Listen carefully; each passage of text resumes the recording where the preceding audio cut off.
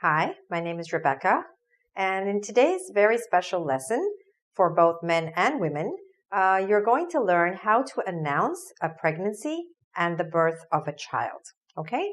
So we're going to take it from both points of view, from the point of view of the people who are giving the news and from the point of view of those who are receiving the news. I'll let you know what are the most common expressions and vocabulary that you need to talk about this special subject. Okay, so let's have a look at the board. All right, so when you are announcing the pregnancy, you can use these expressions. You could say, I'm pregnant, or she's expecting. All right, expecting means expecting a baby, not expecting a letter or an email. If someone just says, I'm expecting, it means I'm expecting a baby, all right?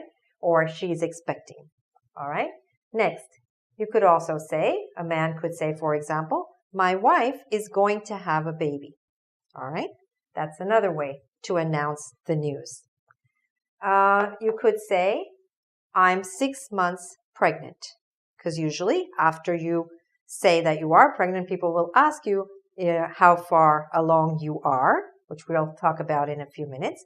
So you could say, I'm 6 months pregnant, or she's in her 3rd month, or I'm in my 3rd month. Okay? That's another way. And you could also use the expression due. So when you're due means when is the baby going to be born? So you could say the baby is due in November, or sometimes they also say I'm due in November. It doesn't mean you're going to be born, but it means you're going to have a baby at that time. All right? So again, for all of these, you could say I'm, or you could say she is, or sometimes couples like to say we're expecting. For example, we're expecting our first child in November, or we're expecting our second child in December, right? So sometimes a couple will make the announcement and then they don't say I or she, they say we. So that's another possibility. Okay, so what do you say when someone gives you this good news? Of course, as with all good events in English, we first say congratulations, right? This long word, congratulations. And then usually we'll say something more. For example, that's wonderful. Congratulations, that's wonderful. Or, congratulations, that's wonderful news. You must be so excited. You must be thrilled. Something like that, just to express happiness, right? And then usually women may start to ask other questions of the woman, like, are you feeling well? How are you feeling?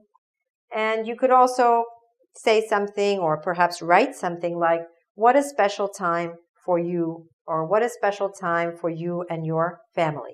Okay? Because you're kind of giving your blessing and your wishes to the couple. All right? Or to the family. Women may also ask more specific questions of other women, such as, when are you expecting? When are you due? Both of these words are used, right? Or what's the due date? Or what's your due date? Due date means the date when the baby is expected to be born. And women may also ask each other, how far along are you? All right, that means how many months have passed? How many months have you been pregnant?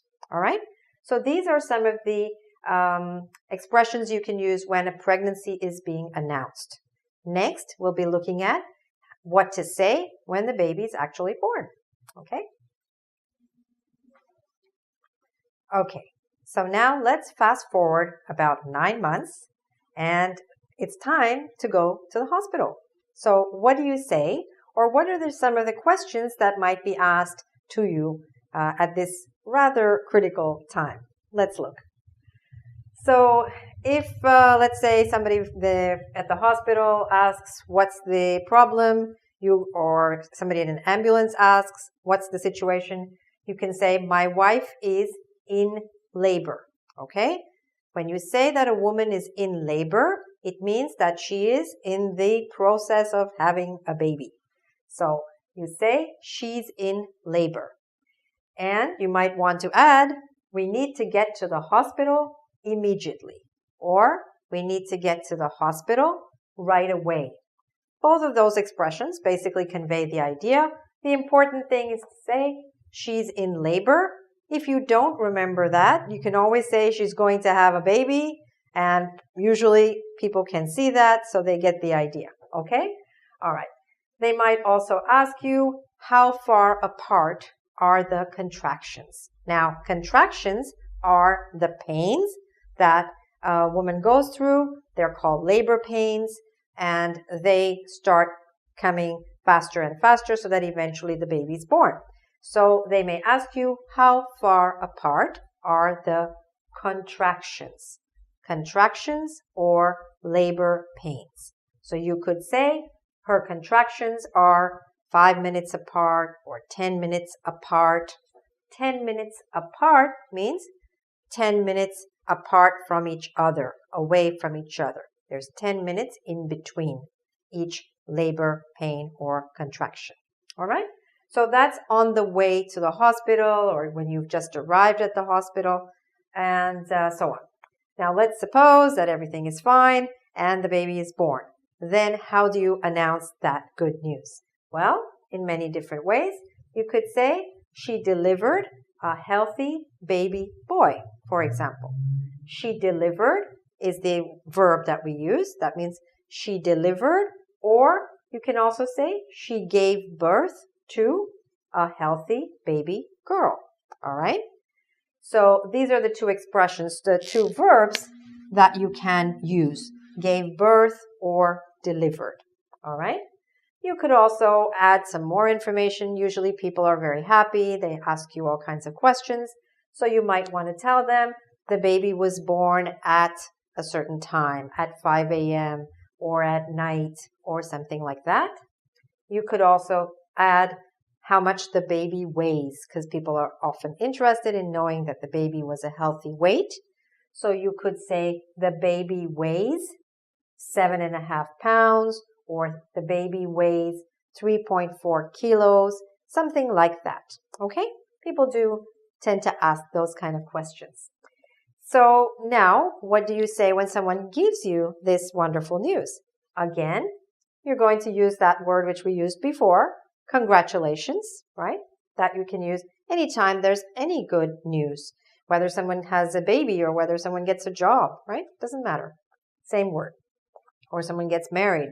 We also say congratulations. And then we usually add something more. For example, how are the mother and baby? Or how are the mother and baby doing? Are they well? If you don't know already, you might want to ask, is it a boy or a girl, right? Is it a boy or a girl? Is it meaning the baby, right? And you're probably going to end with something like, please give them my best wishes. All right? So I hope that this lesson has helped you to deal with this situation, and I wish you all the best. If you'd like to do a test on this topic or many other topics in English, please go to our website, www.ingvid.com. Bye for now. Good luck with your English.